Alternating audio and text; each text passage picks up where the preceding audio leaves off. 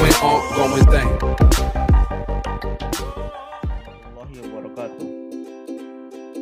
Baiklah, pada pertemuan kali ini dalam mata kuliah perilaku organisasi, saya akan mencoba menjelaskan mengenai perilaku individu dalam organisasi.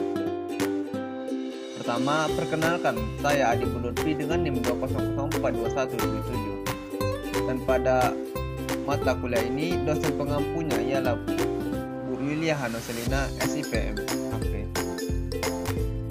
Baiklah, pertama-tama saya akan mencoba menjelaskan mengenai perilaku individu dalam organisasi.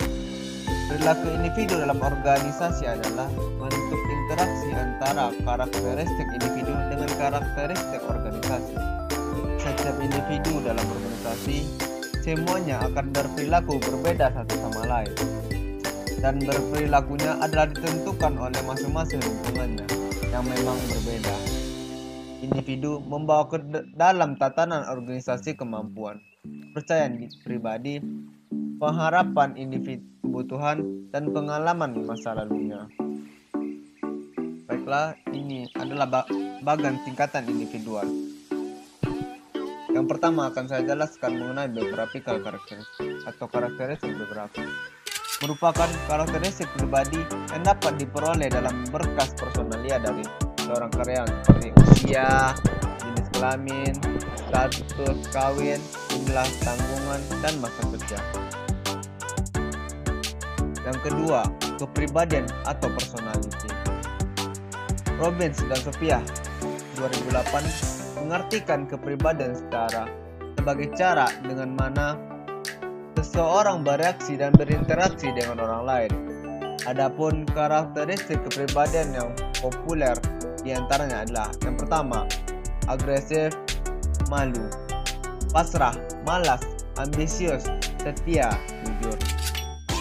Semakin konsisten karakteristik tersebut di saat merespon lingkungan, hal itu menunjukkan faktor keturunan atas pembawaan merupakan faktor yang penting dalam membentuk kepribadian seseorang.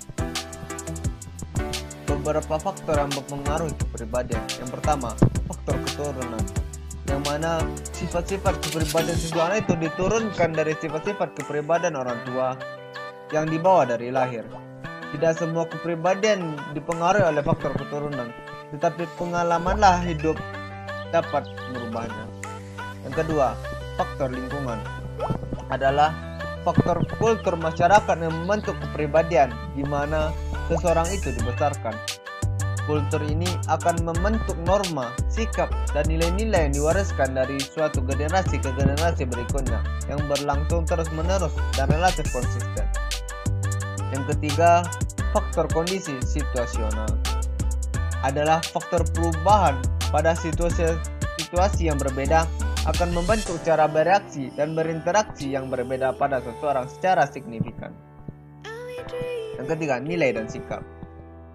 Nilai mencerminkan keyakinan dasar bahwa pola perilaku khusus atau bentuk akhir keberadaan secara pribadi atau sosial lebih disukai daripada pola perilaku atau bentuk akhirnya lainnya. Apabila intensitas nilai itu kita peringkatkan, maka itu disebut sistem nilai.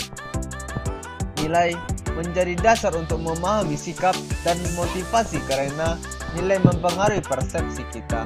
Pemahaman bahwa nilai-nilai individu berbeda sesuai dengan generasinya penting untuk dapat memperkirakan perilaku karyawan.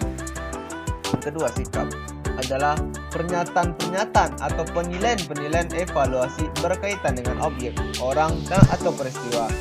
Terdiri dari 3 komponen. Yang pertama, kognitif, di mana segmen keyakinan, opini, dan segmen pendapat dari seseorang. Segmen ini berkaitan dengan nilai dari seseorang. Dan yang kedua, efektif, segmen emosional, perasaan dari sikap, suka atau tidaknya seseorang terhadap orang lain. Dan yang ketiga, perilaku, segmen perilaku dari sikap, bagaimana seseorang berperilaku terhadap orang lain. Dan yang keempat, kemampuan atau ability.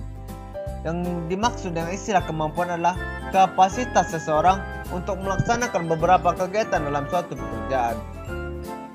Pencapaian tujuan organisasi atau manajemen berhasil adalah kemampuan seseorang pemimpin untuk mengeksploitasikan kelebihan sebesar-besarnya dan menekankan kekurangannya dari berbagai orang untuk bersama-sama meningkatkan produktivitas. Dan yang kelima, perception. Menurut Misa Toha, persepsi adalah proses kognitif yang dialami setiap orang di dalam memahami informasi tentang lingkungannya, baik lewat penglihatan, pendengaran, penghayatan, perasaan, dan penciuman. Kunci untuk memahami persepsi adalah terletak pada pengenalan bahwa persepsi itu merupakan suatu penafsiran yang unik terhadap situasi dan bukannya suatu pencatatan yang benar terhadap situasi. Dan yang keenam, motivasi. Motivasi adalah kekuatan yang dimiliki seseorang, dan kekuatan tersebut akan melahirkan intensitas dan ketekkunan yang dilakukan secara sukarela. Terdapat dua macam motivasi. Yang pertama, motivasi dari dalam, yang mana keinginan besar yang muncul dari dalam diri individu tersebut untuk mencapai tujuan-tujuan dalam hidupnya. Dan yang kedua, motivasi dari luar.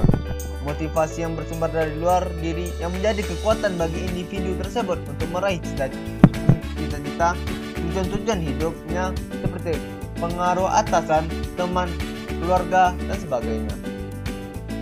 Yang ketujuh, pembelajaran.